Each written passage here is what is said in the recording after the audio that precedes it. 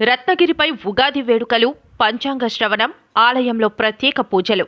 అన్నవరం కాకినాడ జిల్లా అన్నవరం శ్రీ వీర వెంకట సత్యనారాయణ స్వామివారి రత్నగిరిపై గురువారం చైత్ర శుద్ధ పాడ్యమి శ్రీ పరాభవ నామ సంవత్సర ఉగాది పర్వదినోత్సవం శుభ సందర్భంగా ఉదయం 8:30 నుండి ఆలయంలో గణపతి పూజ, బ్రహ్మాది అష్ట దిక్పాలక సహిత సరస్వతి పూజ మరియు పంచాంగములకు పూజ, అనంతరం పంచాంగ శ్రవణం కార్యక్రమం నిర్వహిస్తారు. ఈ కార్యక్రమం తర్వాత ఉదయం 11 గంటలకు శ్రీ స్వామి అమ్మవారిని వెండి రథంపై ఆలయ ప్రాకార సేవ మరియు రాత్రి 7 గంటలకు కొండ దిగువ ప్రధాన రహదారి గుండా వెండి గజవాహన సేవ అత్యంత వైభవంగా నిర్వహించనున్నట్లు దేవస్థానం ఈవో త్రినాథరావు పేర్కొన్నారు. భక్తులంతా ఈ కార్యక్రమాలలో పాల్గొని సత్యదేవుని కృపా కటాక్షాలు పొందగలరని విజ్ఞప్తి చేశారు. ఉగాది పర్వదినానికి బుధవారం రాత్రికి ఆలయాన్ని పుష్ప శోభితంగా తీర్చిదిద్దారు. భక్తులకు నేత్రపర్వంగా ముస్తాబు చేశారు.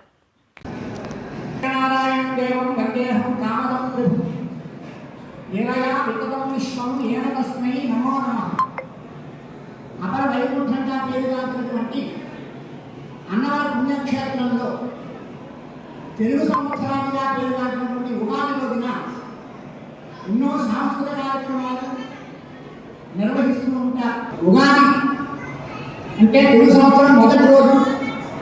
అందులో ముఖ్యంగా మనకి శాస్త్రం ఏం చెప్పిందంటే ముఖ్యంగా 3 కార్యక్రమాలు చేయాలి. ఒకటి దేవాలయ సందర్శనం చేయాలి, 2 పంచాంగ శ్రవణం చేయాలి. శ్రవణం అంటే 2, శ్రావణం అంటే చెప్పేవారిని శ్రావణం, పంచాంగ శ్రవణం చేయడం, అలాగే ఉగాది పత్రిక తప్పనిసరిగా తీసుకోవాలి. యనవరం దేవస్థానం చైర్మన్ గారైనటువంటి ఐవి రోహిత్ గారు, వేట కుమారరావు గారు ఇద్దరు పండితుల్ని నియమించారు. ఒకరు వైదిక సలహాదారులుగా డాక్టర్ శ్రీ కపివాయి రామశాస్త్రి స్వామి వారిని వైదిక ప్రధాన సలహాదారులుగా, తరువాత పంచాంగ సిద్ధాంతి గారు దైవజ్ఞ శ్రీ తండ్రిగాల వెంకట కృష్ణ పూర్ణప్రసాద్ గారిని ఇక్కడ వారిని ఆస్థాన సిద్ధాంతగా నియమనం చేయలేదు. ఆ కారణం చేత వీరు ఈరోజు పంచాంగ శ్రవణం చేస్తారు.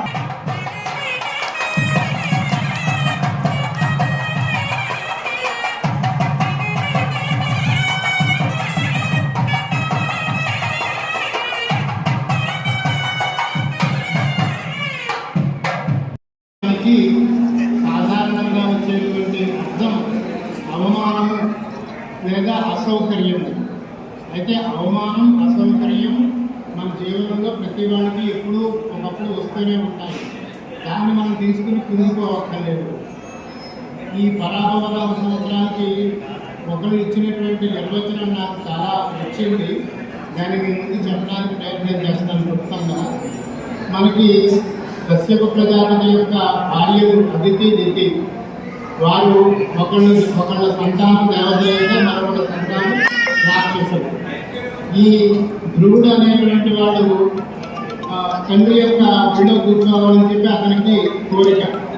కానీ వేరే భార్యకి కనపడలే తప్ప ఇతను కూర్చోవలేదు. బలవంతంగా ఆ సింహాసనం వేసి కిందకి దింపేస్తున్నారు. అప్పుడు ధ్రువుడు అవమానానికి గురవుతాడు. అవమానానికి గురైనటువంటి ధ్రువుడు ఏం చేయాలి? అక్కడ తపస్సు చేయడానికి వెళ్ళి భగవంతుని సాక్షాత్కరించుకుని ఒక దృఢకాలగా వెలిగాడు. కాబట్టి ఇక్కడ పరాభవ అనే దాంట్లో మనం చెడుగా తీసుకోవాల్సినటువంటిది ఏమీ లేదు. మన ప్రస్తుత సందర్భంలోకి వస్తే కనుక మన అన్నవరం క్షేత్రానికి క్షేత్రపాలకుడు శ్రీరామచంద్ర ప్రభువు, శ్రీమన్నారాయణుడు అయినటువంటి విష్ణుమూర్తి. అలాగే బ్రహ్మదేవుడు కాలస్వరూపుడు, అచింత్య వ్యక్తరూపాయ నిర్గుణాయ గుణాత్మనే. బ్రహ్మని మనం కాలస్వరూపంగా తీసుకుంటాము. అలాగే పరమేశ్వరుడు శంకరుడిని మనం సర్వభూతాలని తనలో రమింపజేసుకునేవాడు, భోగించేసుకునేవాడు కాబట్టి పరమేశ్వరుడు అయ్యాడు.